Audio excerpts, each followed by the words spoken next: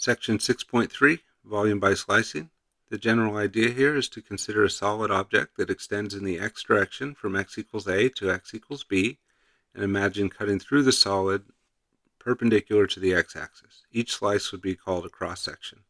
And our goal here is to try and figure out the volume of this entire solid, and we're going to do that by trying to approximate the volume of one of the slices we take out of it, and then turn that into a sum, and then turn that into an integral. So let's look in here a little bit closer at this kth slice along the way.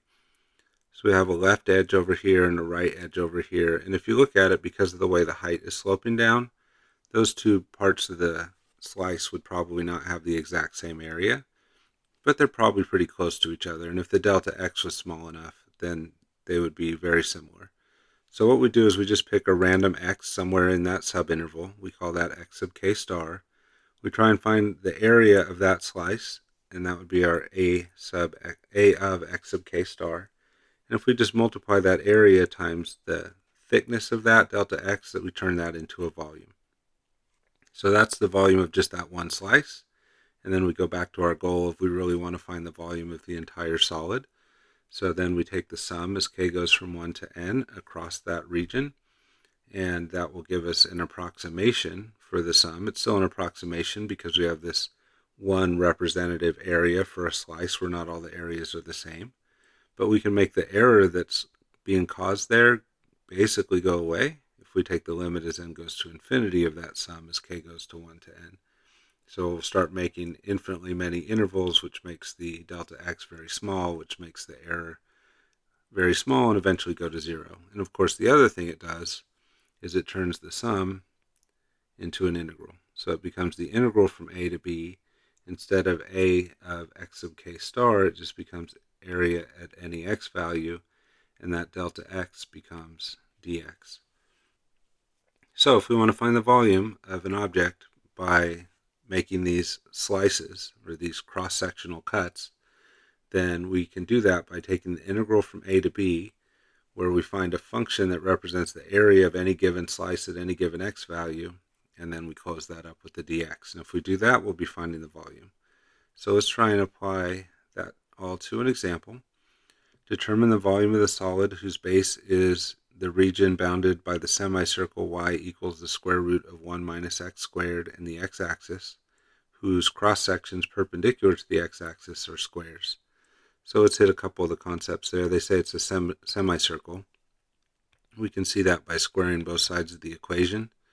So if we take the left side and square it, and then we take the right side and we square it, then squaring the square root would make it go away, and we would end up with y squared equals 1 minus x squared. We can add x squared to both sides, and we get x squared plus y squared equals 1. So we can see what we've got there is a circle of radius 1, but up top we're only taking the positive square root, so we're only getting the top half of the circle. You can also see that top half of the circle over here in their picture. Their orientation is a little strange because they have the x-axis here and the y-axis there, but it still is a semicircle, just kind of rotated around.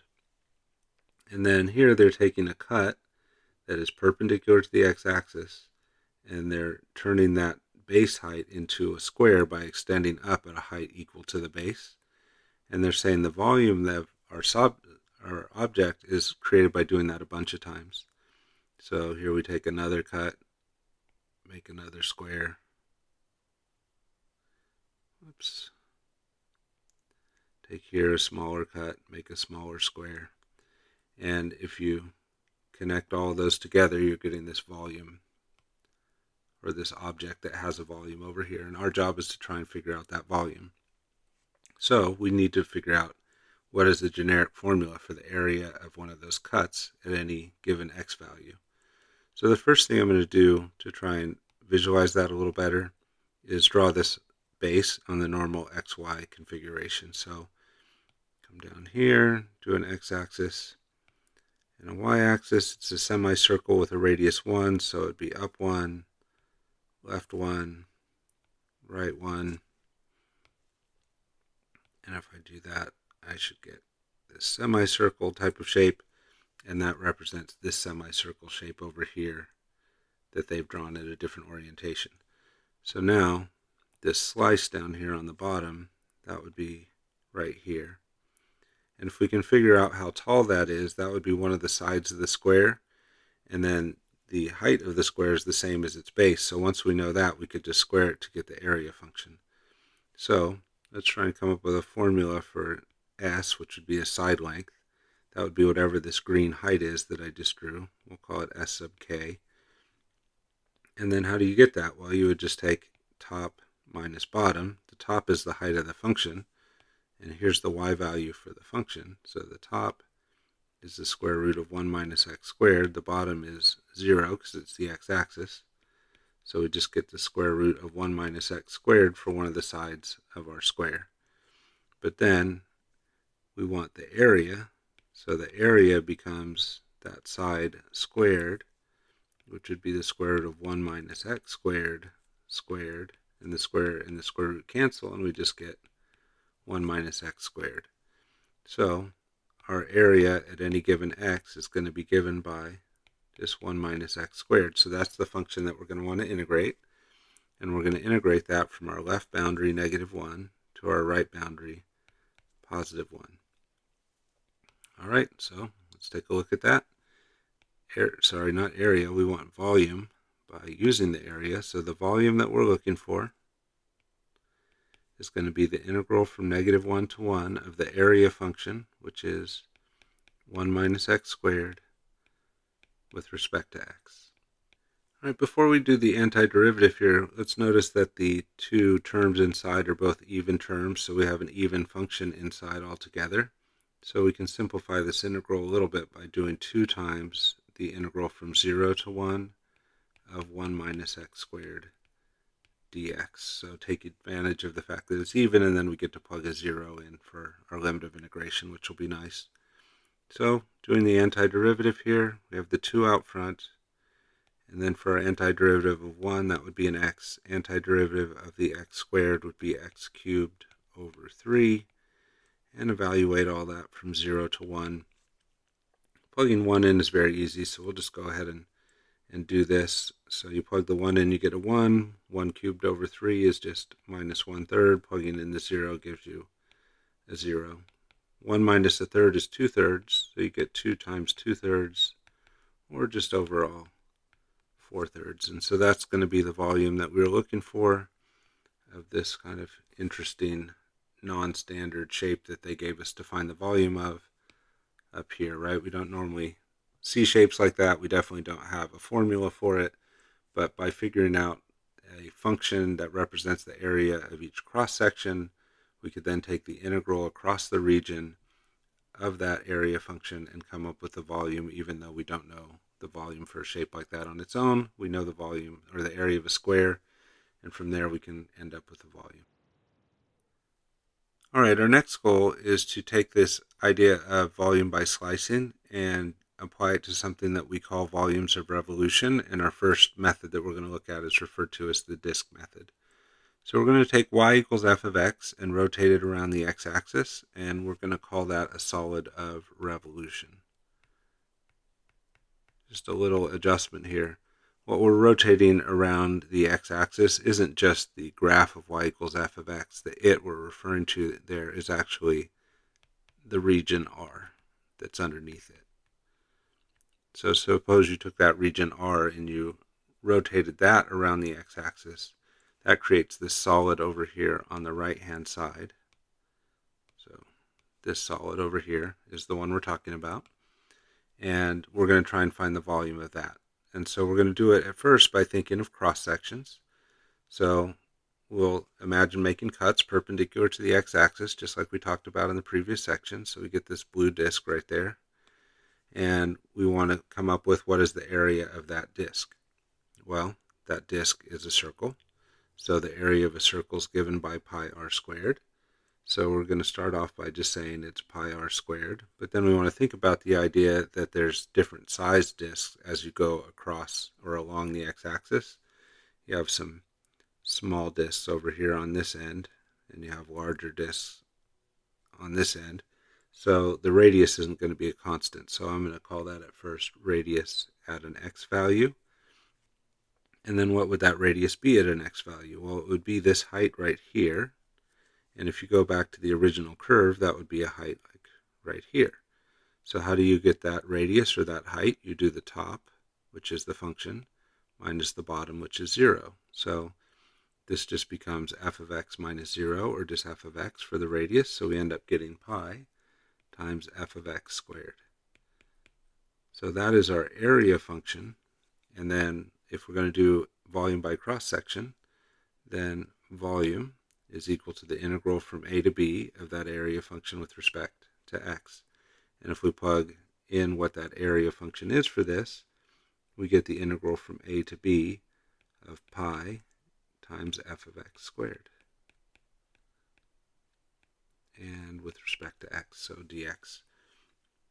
So that's going to be our formula for trying to find a volume of revolution using a disk method, where we think about the area of that disk and then integrate across there to get volume. There's another way we can think about this too that's kind of independent of the whole volume by slicing thing. Let's come back up here and just create a fresh start on this. So let's get rid of that. And instead of thinking of just a height of a line, let's suppose we took a rectangle right here. And then that rectangle we rotated around the x-axis. What would be the volume of the slice that's created right there? So let's bring that down here and imagine that rotated rectangle and figure out what is the volume of that rotated rectangle. So what shape would it be if you rotated a rectangle? Well, it would basically be this disk like they're showing here, but it would have some thickness to it. So if we draw, here let's do a rectangle and then rotate that around so we get the bottom and the middle. I'm a terrible artist here. So what do we end up getting? We end up getting a cylinder basically. So filling this in, we have a disc, but it has some thickness to it. And a disc with some thickness to it, let's get rid of this ugly graph I did right there. So the disc with some thickness to it is going to be a cylinder. So what is the volume of the cylinder for this rectangle up here turned into a cylinder when we rotate it? Volume of the cylinder is pi r squared times h. And then what is the r? Well, just like we did above, it would be this height right here, right there, right? So that height becomes f of x, and we want pi r squared, so we square it. And then how thick is that rectangle? How wide is it? It's whatever delta x is. So there's our vk, and if we turn that into an integral, it becomes the same thing that we did here. So the disk method for finding volumes of revolution about the x-axis is as follows. Let f be a continuous function with f of x greater than or equal to 0 on the interval from a to b if the region R bounded by the graph, if the region R, which is bounded by the graph of f and the x-axis and the lines x equals a and x equals b, is revolved about the x-axis, then the volume created by that revolution is the definite integral from a to b of pi times f of x squared with respect to x. Or if we put it into words, it's the integral from a to b of pi times the radius squared times the thickness of the cut we're making. And that thickness part is our delta x. Okay, so I like memorizing this in words because eventually we'll do some dy's instead of dx's, so it's better than thinking about it as an f of x and a dx. But you want to take the integral from a to b of pi times the radius of a rectangle that's being rotated times the thickness of that rectangle, and that will give you the overall volume. We'll look at some examples of this on the next page. All right, moving on to an example. Let R be the region bounded by the curve f of x equals the square root of x plus 1, the x-axis, x equals 0, x equals 4, and find the volume of the solid of revolution obtained by revolving that R about the x-axis. So again, we've got this picture here. We've got the dark blue function that's shown is our f of x. The green is the x-axis. So imagine we drew a rectangle there, and then that we rotated that around the x-axis And that should create a disk sort of shape. And if we can come up with a formula for that disk's volume, we can integrate that and come up with the volume of the whole thing. So let's draw a picture of this that's more two-dimensional and more suited to my lack of artistic ability. So drawing our axes real quick, and then think about the function. So y equals y equals the square root of x plus 1. So y equals the square root of x is the top half of a parabola, but we're going up 1 unit before we draw that. So it'll be something kind of like this. And they want us to go from 0 to 4.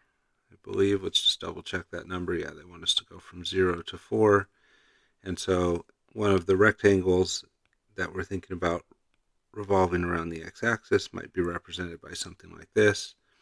So we're going to revolve that around and come up with this shape that they're showing up there. All right, so how do we get the volume of that when the volume of revolution of our slice is a disk? We're going to integrate. So let me back up a little bit. We're going to say the volume is equal to the integral from the lower limit to the upper limit along the x-axis, so from 0 to 4. And then it's going to be pi times the radius squared. So the radius is this height of this rectangle. Again, if you see it in their three-dimensional object, that's your radius. And down here, that's this line. So that radius is just whatever the height of this rectangle is, which is top minus bottom. Top is the function, bottom is 0. So we really just need the top since the bottom is 0. And the top is the function, which is right there. So our radius squared is the square root of x plus 1 squared. And then we need the thickness of that rectangle, which would be the dx. So pi r squared thickness. So there we go. Now we just need to evaluate that integral and we'll be done. So just a little bit of work to help us on that. Let's take care of the square root of x plus 1 squared over here on the side. It would be a squared, this part squared, which would just be x. And then you take the a times b part and double that. So that would be 2 times the square root of x. And then plus the b squared would just be a 1. So that's our r squared worked out. We need to remove those parentheses like that because we don't have a product rule for integrals. So then returning back over here to the definite integral, the pi is a constant, so we can factor that out front. We have the integral from 0 to 4, and now what we're finding the antiderivative of is x plus 2 times x to the 1/2 plus 1 with respect to x. So we have that pi out front. We start working on our antiderivative. The antiderivative of x is x squared over 2, and then we have plus 2 times x raised to the power 1 more, which would be 3/2, and divided by 3/2 or just times 2/3 out front, either way, and plus the antiderivative of 1, which would be an x, and all of that gets evaluated from 0 to 4. So I'm going to go ahead and write down the pi, and then this time instead of plugging in the 4, which isn't too awful of a process, but instead of doing that, I'm going to show you some more practice with the fn_int feature.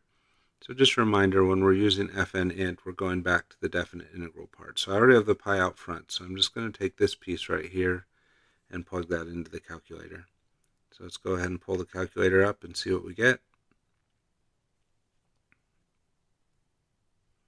So we're going to go math, fn_int. We're going to enter the function, the part I've highlighted in yellow, so that's x plus 2 times the square root of x and plus 1 with the variable of x and with limits of integration of 0 and 4. So this is just giving me the highlighted part in yellow. We get a fraction for that part, and then I can go back into math and convert that to a fraction and get 68/3. So I have the pi out front, and now I know the other piece is 68/3. So this is pi times 68/3, or 68 pi over 3 for the volume of revolution for what they just gave us. This is our answer, so I'll go ahead and highlight it. I got an exact answer, even though I used fn_int as a helper, which gave me a decimal value. I'd use the convert fraction to make that work out. If you include the pi as part of what you put into the fn_int, it's not going to be able to convert that to a fraction because pi is an irrational number. So if you want to use that little helper of fn int and you have pi as a factor, or like a square root of a non-perfect square, you'd have to kind of move that off to the side or you're not going to get the convert to a fraction to work. All right, let's take this idea of volume through a disk method and look at what happens if our region doesn't touch the x-axis. So what happens is we get something called a washer instead of a disk. So if you've worked with tools a little bit, a washer is like a disk with a hole cut out of the center. So if you were to imagine taking a rectangle for a region like this, and then revolving that rectangle around the x-axis, you're going to get a hole right here. And then that's going to get rotated around, so down there too, which is this part right here on their three-dimensional picture that they're showing us. So go ahead and remove those marks, but let's go ahead and try and figure out, like, how would you find the volume for this thing that has a hole in the center of it. So let's imagine that rectangle and just rotating that around. So we get this disk that they've shown with some thickness added to it. So I'm just going to add an extra one right here just so we can see that little bit of thickness, which will be our delta x. And what would the volume of that one rectangle right here be when it got rotated around? So what you want to do is just imagine at first that you had the whole rectangle right here. So that would be pi r squared times h. But what I'm going to do is say that it's pi times radius far squared times h. So radius sub far squared times h. And by far, I mean the function that's farthest away from the x-axis. And if you did that, you would get the disk, not the washer. So what you have to do is take this part right here and cut that out. And you cut it out by doing subtraction. The part you're cutting out is also a disk, so that's going to be a pi r squared h as well, but it's going to be pi r squared where this r is the near radius times h. So our far radius is to f of x, our near radius is just going to the g of x. So when we put that into this form over here, we can say if you want to get the sum, you do pi times the far radius squared minus the near radius squared times the thickness. So notice that when they do that, they only have one pi and one h, or one thickness. So what they're doing there is they're taking the pi and factoring it out front and leaving us with the r that's far squared minus the r that's near squared. And then this h, instead of factoring it to the left, they're factoring it to the right. That feels a little bit weird, but we're doing that because dx is always going to be to the right, so they want to have the delta x here.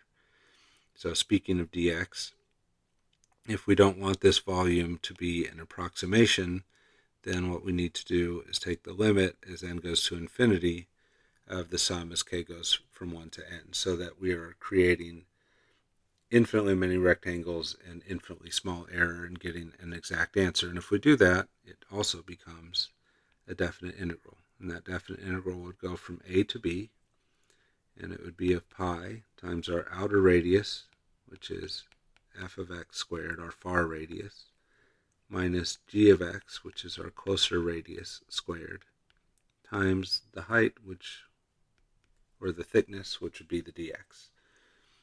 So when we're doing washers, it's just like disks, where you get the pi r squared h, except for you have an r that's near, an r that's far, and you have an r that's near.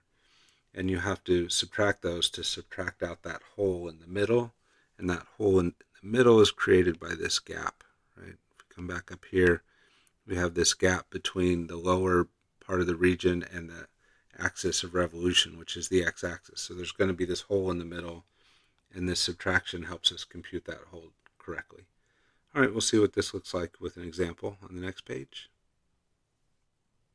All right, before we jump into that first example of the washer method, we're going to go ahead and summarize the washer method. So this is the washer method about the x-axis. We'll actually look at the y-axis down at the bottom of the page. But let f and g be continuous functions with f of x bigger than g of x bigger than 0. So we're saying f is the far one there when we say f is bigger than g. On the interval from a to b, if the region R bounded by the graphs of those two functions and the line x equals a and x equals b is revolved about the x-axis, then the volume that's created can be found by taking the definite integral from a to b of pi times the f of x squared minus g of x squared dx, or again, if we put that into words, that would be the integral from a to b of pi times the outer radius squared, or r squared for the far radius, minus r squared for the near radius, and then that would be times the thickness, which would be dx. And actually, let's leave that as thickness if we're going to do it in words, so times the thickness. All right, so let's go ahead and try an example. Find the volume of revolution about the x-axis of the region bounded by y equals x squared and y equals x cubed between x equals 0 and y equals 0. So let's start off trying to come up with a graph of that. So I'm going to focus on the first quadrant because we're doing from x equals 0 to x equals 1. And I'll go ahead and draw these in different colors, but let's go ahead and pick those colors now, I guess. So we'll do y equals x squared. We'll go ahead and do that one in blue. And y equals x cubed. We'll go ahead and do that one in red. So y equals x cubed and x squared actually look fairly similar in the first quadrant. Y equals x squared is a parabola. It's flat as it comes through, but it has a U shape to it. So there's roughly and messily a piece of our parabola. So what's different about y equals x cubed? Two things. One, the left side goes down. But the other thing is the higher the power, the flatter the curve is. So when y equals x cubed comes out over here, it'll be flatter longer, and then it'll start curving up to steeper and will eventually cross over the blue graph. So they'll have an intersection somewhere over here. So one of our goals is to try and find that, and then we'll try and think about the region as well. So the region they're talking about here that's trapped in between is right there. One of the points of intersection looks like it would be the 0, but we need to find out where that other point of intersection is going to be. So let's go ahead and use some of the space below for that. So we just set the two equal to each other. So we say x squared equals x cubed. Subtract x squared from both sides. You get 0 equals x cubed minus x squared. Factor an x squared out of that. You get x squared times x minus 1 equals 0. So you get x equals 0 and x equals 1. So those are going to be our limits of integration. So this point right here is when x equals 1.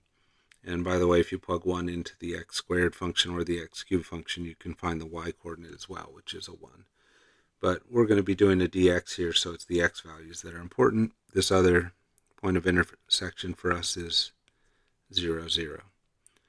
All right, so we're going to take that region that I've just done in yellow, and we're going to revolve that around the x-axis. So we're going to rotate it this way. So let me draw a rectangle. And then imagine taking that rectangle and revolving it around the x-axis. So notice that we have that little gap right there between the bottom of the rectangle and the x-axis, and that means we're going to have a washer instead of having a disk. So our volume formula is going to be the integral from the lower x boundary 0 to the upper x boundary of 1 of pi times the outer radius squared. So which one is our outer radius? So the outer radius, or the far radius, is from the x-axis. Which edge is further? So the far edge is to the part of the rectangle that's farthest from the x-axis, which would be the top of the rectangle in this case, which is the blue function, which is the y equals x squared. So our top function, x squared, is going to be the far radius, and even though that has a square, we're supposed to put r squared, so it'll be x squared squared. And then minus the near radius. The near radius from the axis of rotation to the first part of the rectangle we hit, which would be the bottom part, which is the red function. So that will be x cubed. But that's r, and we still need it squared. And then times the thickness, which, because this rectangle is vertical, the dx is the horizontal thickness of that, so dx. All right, so working on this one now. Let's go ahead and draw a little separation here. So we've got the pi, which we can factor out front, definite integral from 0 to 1 of x to the fourth minus x to the sixth with respect to x. Fairly easy antiderivative, so we have x, whoops, don't forget about that pi, like I almost did. Fairly simple antiderivative, x to the fifth over 5 minus x to the 7 over 7, and then all of that evaluated from 0 to 1. Since these are pretty easy numbers to plug in, I'm just going to go ahead and do the work right here. So if we plug in the 1, we get 1/5 minus 1/7. We plug in the 0, we just get a 0. Common denominator there would be 35.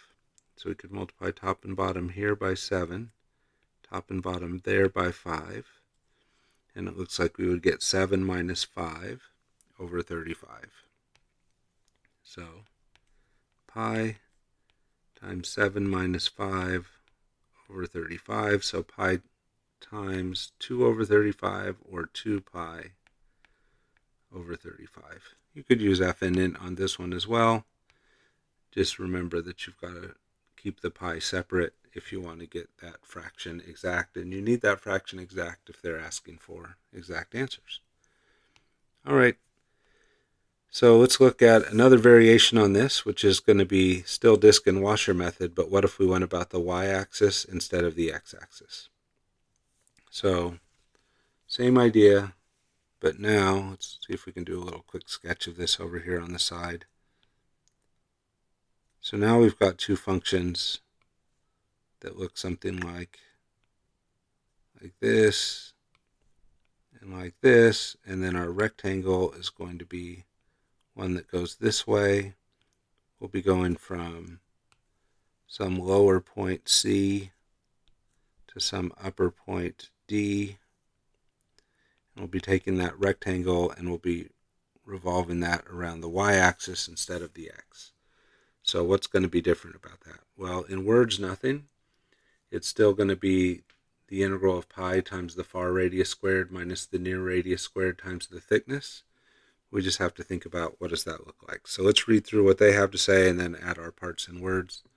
So let's suppose p and q are continuous functions on the interval from c to d, with p being bigger than q. So according to that, the p being bigger than q means p is farther away from the axis. So this would be our p, and this would be our q function, p of y and q of y.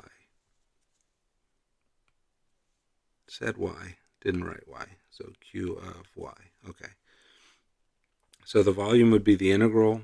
Let's read through the whole thing. Sorry. Let p and q be continuous on the intervals from c to d, where p is bigger than q is bigger than 0.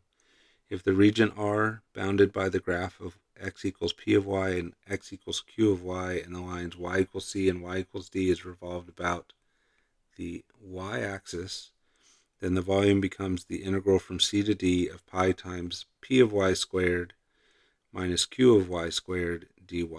So again, that looks pretty different from what we did before, but it really is the same, except for our limits of integration will be y values now from c to d. But that p of y is still the r that's far squared minus the r that's near squared times the thickness. But when you're doing your rectangle horizontally, like we're doing right here, the thickness is now the vertical height this way, and that's why it's a dy. And by the way, if q of y is equal to 0, then we would get a disk method. So if q of y is equal to 0, that would be equivalent to saying x equals 0, which is the vertical line representing the y-axis. Then your rectangle all of a sudden extends all the way from the red function to the axis. There's no gap anymore, and this piece becomes a 0, and so you could drop it out. So if the q of y equals 0, which means if your region is touching the y-axis, then you get the volume equals the integral from c to d of pi times p of y squared dy without the subtraction, because you don't have the gap. So when you do it that way, you're just back to the integral from c to d of pi r squared thickness. So that's just a disk again. So if you know the washer method, then you automatically get the disk method for free, because the disk method is just the washer method where the close radius is 0. All right, so there's a look at the theory behind doing a dy. Let's look at the practice of it on the next page. All right, looking at one more example, let's find the volume of revolution about the y-axis. So this is our first time we're going to go about the y-axis of the region bounded by y equals x squared and y equals x cubed between y equals 0 and y equals 1. So first thing I notice is that these two functions right here are the same ones that we did before on our previous example. So let's go ahead and draw a picture of that again. We can do that picture a little bit quicker this time, perhaps. So we have first quadrant being the part of interest. And let me go back here and get rid of this shading, and let's do the color coding again like we did before. I think we made this one the blue function and this one the red one, so we'll do that again. So the blue function is the parabola, comes out kind of flat and goes up, but as I mentioned last time, the y equals x cubed comes out even flatter and still curves up,